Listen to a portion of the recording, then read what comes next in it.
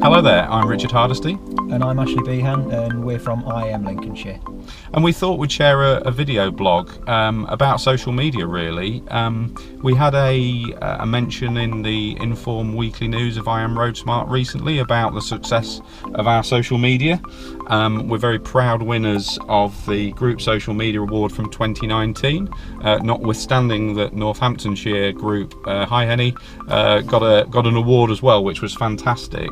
And off the back of both of those pieces, we've had lots of inquiries about how we approach social media, why we do it, etc. So we decided to do a video on the who, what, where, when, why and how of IAM Lincolnshire social media. Yeah, so IAM Road Smart do have a social media guideline. It's on their website, so have a look at that as well. We just wanted to say, you know, exactly what we do and why we feel that social media has been a great extension of the work we do as a charity. So before we start this journey of the video, let's do a cockpit drill. We should always think about the journey we're setting off on, and this video is going to be a combination of parked up and driving as well. So I'm sat in my Audi A4 2-litre diesel. My ignition's on, no warning lights. All that I have expected have gone off. My mirrors are set up. I'm comfortable. And we're going to get going. We're strapped in? We're strapped in, absolutely. So, off we go on this video. So, talking about the who, I've already said that I'm the sort of social media lead for the group, but it's fair to say that it's not just a one-man job. Ashley, tell us what you do when I'm busy. So I cover Richard when he's on holiday and when he's away. I think really having Richard involved and appointed as our social media officer really did step the game up with our social media, and I think it's an important role for all IAM groups to consider. So things that I promote is when we go out and attend events, certain presentations, and we also encourage our observers to share their work with us as well, so we can show sort of real life what actually happens when we're coaching on our courses. Okay, so let's move on to the what. So let's think about first, before we talk about what we do, it's about what we're actually representing. Yeah, so don't forget, you know, IAM Road Smart are the UK's largest road safety charity, so it's a professional organisation, and as we're all volunteers, we all want to represent those in a professional way to the best of our ability. And I think that's important to remember on social media, which is partially about building relationships, that we should keep everything professional. You know, sometimes leave those personal opinions aside. IAM Road Smart has a brand and has a look, so we need to try and follow that as much as we can as well. But we also throw a bit of humour in there. We do, definitely. So whenever we're posting, so we tend to post about the road safety message, but also the types of things we're doing. And if there's such things as a weather event, we're parked up on the top of a hill in Storm Dennis at the moment, so we do some tweets about being careful about driving in the wind, wet weather. If it's foggy, we mention that, and if the wind and the weather isn't affecting things, then we drop back to standard posts around IPSCA, and all the sort of stuff that we do on a daily basis. We've already talked about the talks that we do, and events and things like that. So that's the type of thing we post. Still on the what, we actually post about 900 times a year, which is about 2.5 posts a day. Yeah. Sounds really intense, but it's not too bad. A couple of minutes per post. We tend to use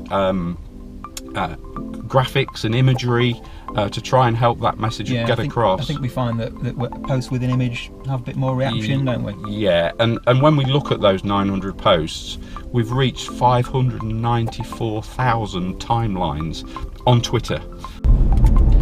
So thinking about our most successful post, what's been the most successful, Richard?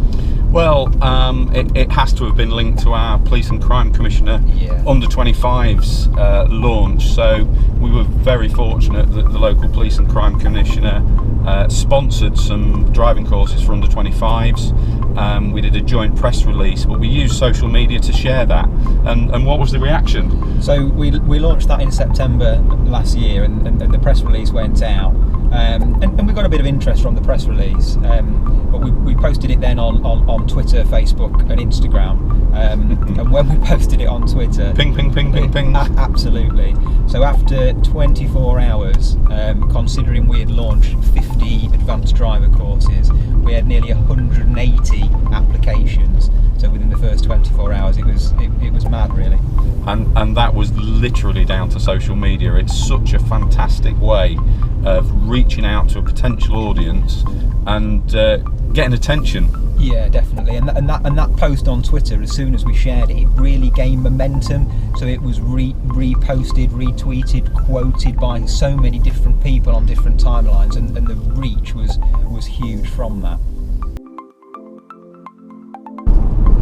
So thinking about the where we do it, at the minute we're out in Richard's car filming on the GoPro. Twitter is our most successful social media platform. We also use Facebook. We have a public group and a private group for our members as well. We also use Instagram, and hopefully content like this we'll be sharing on YouTube as well. Yeah, and YouTube is certainly a depository for content that we link to from other platforms. For me, the key thing is that different audiences use the different platforms. So the younger adults around and kids even use YouTube a lot and Instagram. Twitter tends to be used by a mix of people, and I'm not going to go as to who uses Facebook, but we'll leave it at that. So I think it's fair to say that Twitter is our most successful social media platform. However, we post elsewhere as well. Part of the reason we wanted to do this video is because we worked really hard at the end of 2019 to get over 1,000 followers. We were really close. We were up to about 920, and we really pushed to get over that 1,000 mark going into the new decade, and we achieved that. And the way we pushed that, Twitter and social media isn't just about posting stuff and giving sort of hints and tips. It's very much about interaction, and we've learned that actually if you follow other accounts and talk to them and interact, that gets that flow. But it's not all about followers actually. Whilst we're really proud of topping 1,000 at New Year, and we're at, I don't know, 1,050 or so on Twitter at the moment, reach, where that message gets to is really, really important. So moving on to think about when we do it, we make sure we post most days at different times of the day and all throughout the year as well. Yeah, and the trigger for the most days, so it depends. If it's foggy in the morning, I'm driving to work, first thing I do when I get to work is post about fog. However, I always think that posts that are just after tea time tend to get the most attention. Certainly works for us anyway, so do think about when you're posting, if it isn't triggered by a current event. Okay, so let's think about the why. Why do we use social media? Well, the key priority for us is to spread the road safety message that we're all here to achieve in IAM Road Smart. But above and beyond that, it's about building on our current success. Yeah, I think we feel that our social media has really stepped up the promotion of the work that we do as a charity locally. Last year through 2019 we had 110 new associates join to take advanced driver courses. We had 53 advanced drivers pass their test, and we feel that what we've done on social media has definitely complemented those numbers. Yeah, without a doubt, and it's all about promoting the work of the group to not only help others, just with the greatest respect of using this word, average drivers, just to give them some hints and tips, but actually promote the work that we do to encourage others to join us. And I think we've been quite specific to try and share exactly what we do as well, whether it's out doing our presentations or our members events, or out on drives with associates. We've been topical about what it means to be involved with our group, and hopefully that's given people out there an idea of exactly what we do. Yeah, absolutely. And the free taster drives, we're always careful where we do use any photos or videos of others that we either have their permission or we don't include them in the photograph. So you'll often see either a photograph or a video by an observer sat in the passenger seat, which has maybe the driver's hands, but nothing else in there beyond that. So that's really important. But it seems to work, and that's the important thing. So thinking about how we do it, how do we do it then, mate? Well, we type a few words and pictures. Yeah. No, I mean, seriously, the how is the majority of what we do is from a mobile phone. When we go deeper into our content, we also use a laptop. If I'm sat on the sofa at night doing this, I use my tablet. But where we're out and about driving like this, we're currently using a GoPro on a suction cup. We also use dash cam footage. I have a dash cam on my own car, so I often use footage for that, mainly to demonstrate sort of position on the road, just driving over a cattle grid, position on the road, but also the driving behaviours of others.